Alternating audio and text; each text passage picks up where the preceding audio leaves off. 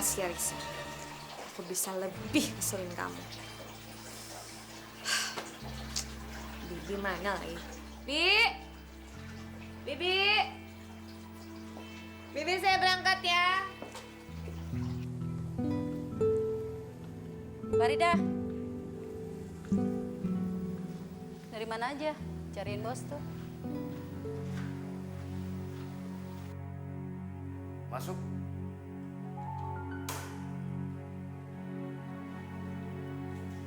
Iya. Baik, Pak. Nanti saya hubungi lagi. Baik, ya. Tenang aja, Pak. Pasti saya bel lagi. Oke? Iya. Nah, silakan dulu.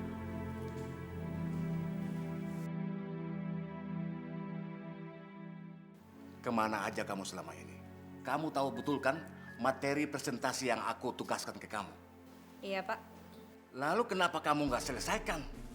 Kamu malah pakai ngilang-ngilang begitu aja. Ya saya minta maaf Pak. Soalnya saya... Udah, kamu nggak usah banyak alasan. Saya ini udah cek ke rumah kamu. Ternyata kamu ada kok. Kamu malah keluar rumah gak jelas. Gak jelas gimana sih Pak? Saya kan ada urusan penting juga. Oh, jadi kamu pikir urusan kantor ini nggak penting? Iya penting sih Pak. Lalu kenapa kamu nggak kerjain? Gara-gara kamu, perusahaan ini hilang rekanan dengan perusahaan yang sudah lama bekerja sama dengan kita. Ya terus saya harus gimana sih Pak? Dari tadi Bapak marah-marah mulu. Nah, udah. Mending kamu ambil cuti aja dulu. Selesaikan dulu urusan kamu. Jangan sampai gara-gara urusan pribadi kamu, kantor ini jadi bangkrut. Bapak nggak usah berlebihan deh. Saya baru sekali ini kok lalai. Tapi kayaknya Bapak itu marah kayak saya udah membuat perusahaan ini meledak. Kok kamu malah jadi marah-marah? Ya saya tersinggung dong Pak. Asal Bapak tahu ya, saya kerja di sini sebelum Bapak jadi direktur di sini. Kalau mau pecat ya pecat aja, nggak usah bilang saya cuti. Baik, kamu saya pecat. Dan pemecatan ini atas permintaan kamu sendiri. Itu artinya dengan kata lain, kamu mengundurkan diri. Halo, Sus? Farida mengundurkan diri. Dan dia nggak dapat pesangon ya. Baik. Saya nggak butuh pesangon dari perusahaan yang dipimpin oleh orang kayak Bapak. Hati-hati, Neng. Nanti kena tangan loh. Ya, Bi. Cici udah biasa kok kayak gini. Hah, Mama? Mama udah pulang. Mama kan udah pulang. Berarti Mama bisa kan ajarin Cici belajar? Soalnya kata Bibi nggak bisa, Ma. Kamu kerjain sendiri aja ya. Kamu harus mandiri dong. Mama lagi capek, pusing. Kok ada kata sih di sini? Dari mana? Cutter itu kan emang ada, Ma, di tas sekolah Cici. Buang. Dibuang, Ma. Mama, Kalau Mama bilang buang, buang. Awas ya, kalau besok kamu masih main Carter, Mama hukum kamu. Sabar ya, Neng ya. Mungkin mama kamu capek banget. Bi, kenapa sih Mama? Kok kayaknya Mama udah gak sayang lagi sama Cici? Siapa bilang mama kamu gak sayang sama kamu? Mama kamu tuh sayang banget sama kamu. Tapi kok Mama marahin Cici terus sih, Bi? Nah, Bibi punya ide. Dulu nih, waktu emaknya Bibi marah-marah, Bibi suka kasih buah kesukaan emaknya Bibi. Akhirnya emaknya Bibi senyum lagi deh. Cici tahu kan maksudnya Bibi? Iya, Bi. Cici tahu kok. Ntar Cici akan buatin makanan yang kesukaannya Mama. Supaya Mama sayang lagi, Bi, sama Cici. Nanti Cici akan goreng telur ceplok, Bi. Kan Mama suka banget sama telur ceplok, ya kan, Bi? Betul banget.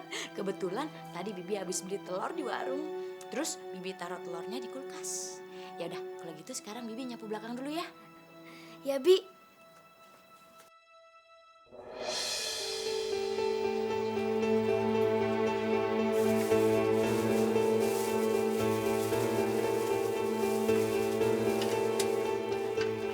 Kok ini telur aneh sih?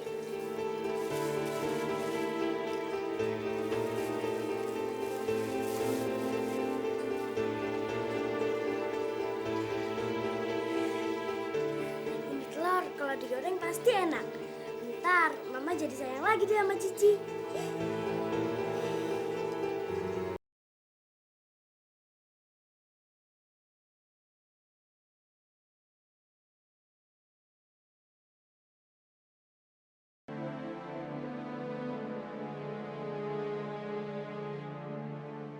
Makin lama semua orang kok kayak nggak butuhin aku ya. Persis banget kayak salah satu tanda di buku itu. Aku harus makan kuning telur ayam cemani nih. Dan lakuin ritual mandi kembang nanti malam. Aku udah capek sama semuanya. Mah, Mama lagi capek ya? Iya sayang, kenapa? Ini mah Cici buatin hadiah buat Mama. Nih, makanan kesukaan Mama. Telur ceplok, makasih ya. Iya, Mah. Mah, Mama masih sayang kan sama Cici? Ya iyalah masih sayang, kamu kan anak mama. Mah, maafin Cici ya, Mah. Kalau Cici udah buat Mama marah terus. Iya, mama juga minta maaf ya. Mama suka bentak-bentak marahin Cici. Makanya kalau dikasih tahu harus nurut. Jadi mama gak akan marah sama Cici, ya? Iya, Mah. Kalau itu sih Cici udah inget, Mah. Di kepala Cici sendiri. Kalau Cici itu nggak boleh main benda tajam. Terus nggak boleh main api juga. Iya kan, Mah? Iya, pintar. Mama cobain ya.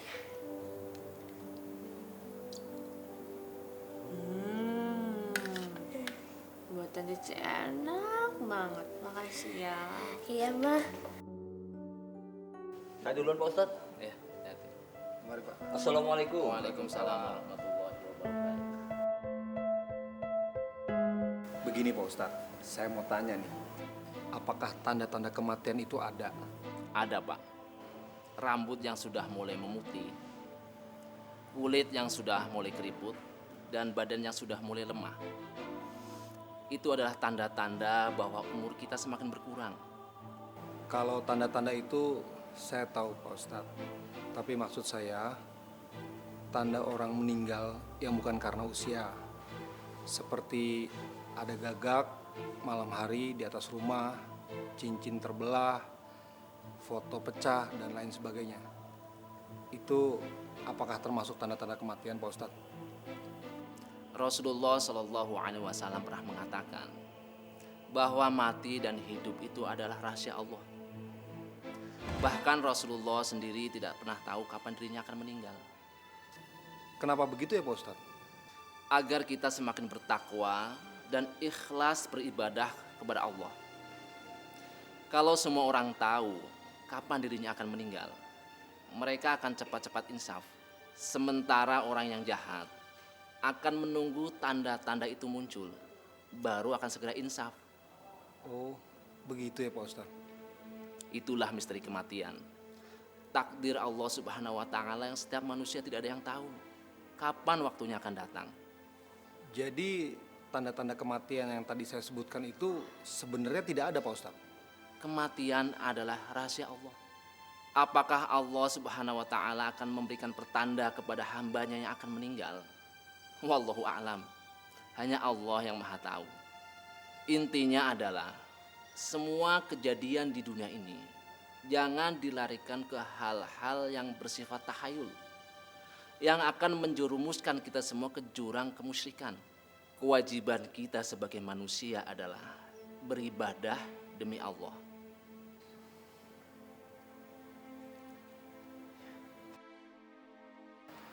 Kalau begitu terima kasih Pak Ustadz. Sama-sama, Saya pamit Pak. dulu.